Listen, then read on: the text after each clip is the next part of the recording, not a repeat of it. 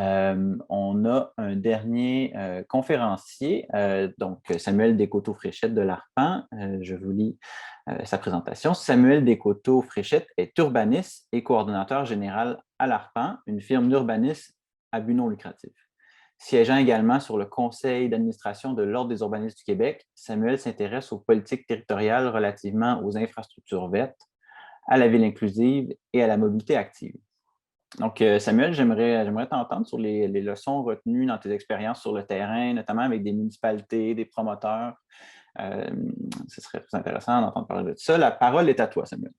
Merci beaucoup. Bonjour tout le monde. Merci Sandrine et Jean-François pour l'introduction. Il y a effectivement plein d'éléments que vous avez abordés dans vos présentations qui reviennent. Donc, en gros, à l'Arpan, nous, on accompagne souvent des municipalités, des MRC, des promoteurs immobiliers, des organismes comme des GRT dans des projets. Puis finalement, on se rend compte que même si ce ne sont pas des projets dans lesquels on va parler de mobilité active, bien, c'est des sujets qui reviennent toujours. Donc, ça devient toujours un axe central ou disons, indirectement central au projet. Et ce que je vous propose, c'est de vous présenter un peu des éléments, je dirais, des leçons qui sont peut-être pas super optimistes, qui sont plutôt peut-être le côté un peu sombre de l'aménagement de mobilité active, mais je vais terminer aussi avec les bons coups, je pense, de ces municipalités-là, MRC, promoteurs, des pistes de solutions. Je pense qu'on s'enligne vraiment vers ce changement-là.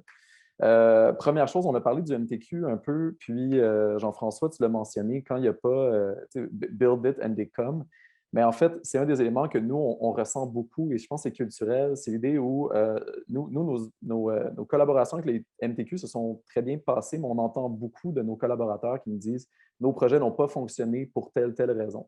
Notamment celle où, disons qu'on veut faire une infrastructure active, donc un trottoir ou une piste cyclable qui est vraiment dédiée, qui s'inscrit dans les meilleures pratiques. Souvent, on va se faire dire, il n'y a personne qui marche ici, donc il n'y a pas d'intérêt pour ça. Il n'y a personne qui fait de vélo ici, il n'y a pas d'intérêt pour ça. À quoi ça servirait? Mais effectivement, si on a l'impression de marcher sur le bord de la 132 et qu'on risque notre vie, c'est sûr qu'on ne marchera pas là. Donc, c'est sûr qu'il n'y a pas de demande quand il n'y a pas quelque chose pour soutenir cette demande-là.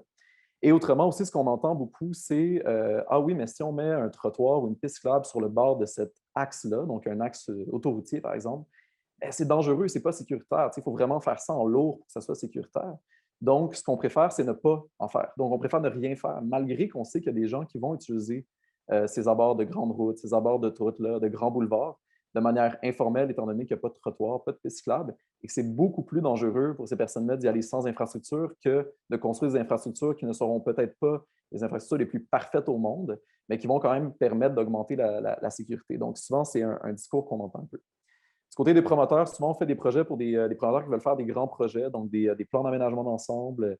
Puis, ce que nous, on voit, c'est que les promoteurs, souvent, les grands promoteurs ont souvent 20, 30 ans d'expérience et sont ancrés dans des pratiques un peu du copier-coller. Puis, c'est vraiment pas pour pointer du doigt, c'est plus pour dire, eux, ils ont leur modèle d'affaires, ils le répètent. Et souvent, les municipalités acceptent tout à fait ce modèle d'affaires-là, donc ça continue. Donc, quand il y a un changement qu'une municipalité fait, souvent le promoteur est très surpris. Il dit ben voyons donc, c'est la première fois qu'on me demande des trottoirs dans mon projet. Nous, on l'entend souvent, ça. Donc, d'accompagner les promoteurs, ils me disent ben voyons donc, c'est quoi cette histoire-là, mais des trottoirs, moi, j'ai pas besoin de ça. Ça fait 40 ans que je fais ça ici. On m'en a jamais demandé. Et là, d'être en mesure de leur dire ben écoutez, les choses changent. Donc, ça, c'est toujours un peu délicat. Et aussi, ce qu'on entend souvent, c'est des promoteurs qui vont dire ben oui, je comprends, je pourrais en faire, mais il n'y a pas de trottoir autour, il n'y a pas de piste cyclable autour. À quoi ça va servir que moi je fasse ça? Mais justement, là, ils sont souvent un peu surpris qu'on leur dit ben, ça va être vous, ça va commencer avec vous. Donc, vous allez être un point auquel on va se rattacher par la suite.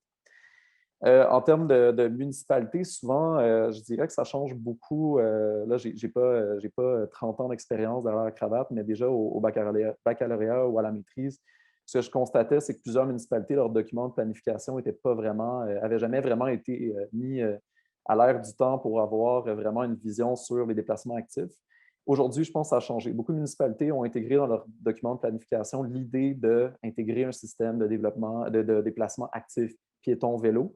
Mais malheureusement, souvent, ce qui se passe, c'est que nous, on constate que ça s'arrête à la planification. Donc, on a les plus belles vertus au monde dans les documents de planification, sauf que quand on arrive dans la réglementation, qui est un peu comme le palier d'en dessous, souvent, il n'y a rien. Donc, plusieurs municipalités vont dire, nous, on veut favoriser la mobilité active, on veut vraiment, c'est très important, c'est au cœur de notre identité. Mais dans les faits, il n'y a rien dans la réglementation, donc ça ne s'applique pas. Cependant, la belle chose là-dedans, c'est qu'il faut toujours commencer avec la planification pour ensuite y aller avec du concret, donc des normes. Je pense que c'est en cours en ce moment, mais je donne un exemple. Plusieurs municipalités dans le règlement de lotissement vont permettre, en fait, obliger des voies locales, donc très, très résidentielles, qui vont faire 15 à 20 mètres de largeur pour des quartiers tout à fait de faible densité. Donc ça, c'est un gros enjeu parce que même parfois, lorsqu'on a euh, des élus ou des services urbanistes qui sont très, très, très à l'affût des bonnes pratiques, qui vont dire c'est génial, vous nous accompagnez pour un plan d'aménagement ensemble, on veut faire des rues complètes, on veut faire ça vraiment intéressant. Tout est là. Donc, la volonté politique est là, tout est en place, le document de planification est en place, puis là, on arrive pour faire le projet, puis finalement, le règlement de lotissement prévoit une largeur de 20 mètres avec parfois aucun trottoir ou un trottoir de minimum 1,5 mètres. Donc, vous voyez un peu, c'est là que ça bloque et heureusement, je pense que c'est une étape qui peut être changée facilement. Vous avez abordé le côté récréatif, mais plusieurs villes voient encore les déplacements actifs comme des éléments récréatifs. Pourtant, c'est central à tout ce qui est fonctionnel. Donc, nous, ce qu'on amène souvent dans les projets, ce n'est pas juste de faire des pistes cyclables, des trottoirs qui vont être sinueux et qui vont mettre en valeur les plus beaux points de la ville, mais qui vont aussi permettre aux individus de se déplacer rapidement. Et un autre élément qu'on entend malheureusement beaucoup, c'est que parfois, il y a des projets qui ont déjà été réalisés de déplacement actif, donc cyclable, trottoir, mais qu'on nous dit, c'est pas de temps utilisé. Donc, est-ce que ça vaut la peine de faire d'autres projets? On a l'impression que ça n'a pas été un énorme succès. Cependant, cette réflexion-là, on ne l'a jamais, jamais entendue pour des routes qui sont peu utilisées. Pourtant, il y en a des tonnes et ça, tous les quartiers suburbains ont des emprises de voies automobiles qui sont énormes et pour lesquelles on a très peu d'achalandage. Mais jamais on va entendre hey, c'est comme pas un succès, la rue des Tourtereaux, me semble que c'est pas super intéressant, peut-être qu'on devrait arrêter de faire des routes automobiles. Jamais on entendra ça. Pourtant, je me souviens que, par exemple, quand il y a eu le rêve qui a été fait, au tout début, ça faisait à peine un mois qu'on venait de couper le ruban, qu'on disait il n'y a pas tant de cyclistes que ça. Peut-être qu'on ne devrait pas faire des grandes infrastructures comme ça. Puis maintenant, un an après, c'est plein de monde, même que parfois, il y a plus de cyclistes que d'automobilistes. Donc, c'est un élément qu'on entend souvent, puis ça ancre souvent les perspectives futures dans les projets passés auxquels on doit donner une chance aussi, parce qu'avoir un axe cyclable dans un village, dans un cœur villageois, c'est sûr que si on le bonifie d'axe secondaire, c'est là qu'il prend tout son sens. Donc, dans les solutions, dans les pistes de solutions, évidemment, je vous ai parlé de planification, j'ai l'impression qu'on est bien parti pour ça. Évidemment, c'est très inégal d'une municipalité à l'autre, mais on avance.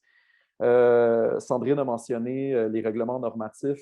Autant au niveau municipal, le lotissement, le zonage, on doit vraiment concrétiser ces normes-là pour être sûr que quand on a une demande de permis, on ait 1000 fonctionnaires qui aient 1000 fois la même réponse. Il faut un axe d'une rue complète avec telle mesure. Voici les bonnes pratiques.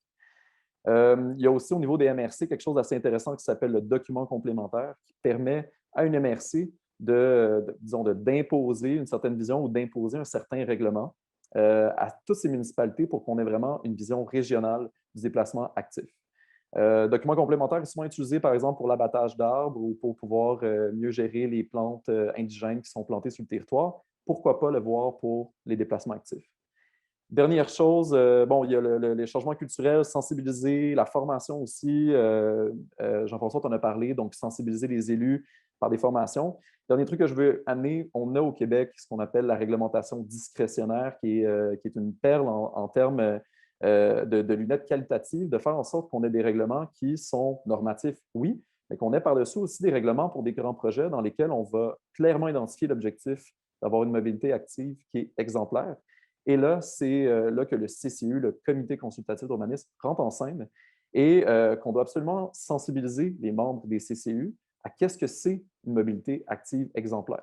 Parce que souvent, les CCU, en fait, parfois, les CCU sont très peu sensibilisés. Donc, même si on a un PIA ou un PAE qui va dire un objectif, un critère très important de mobilité active, le CCU va avoir une lunette peu exigeante. Tandis qu'après une formation, souvent, les membres vont se dire ah ben, il y a tel élément qu'on doit absolument mettre de l'avant.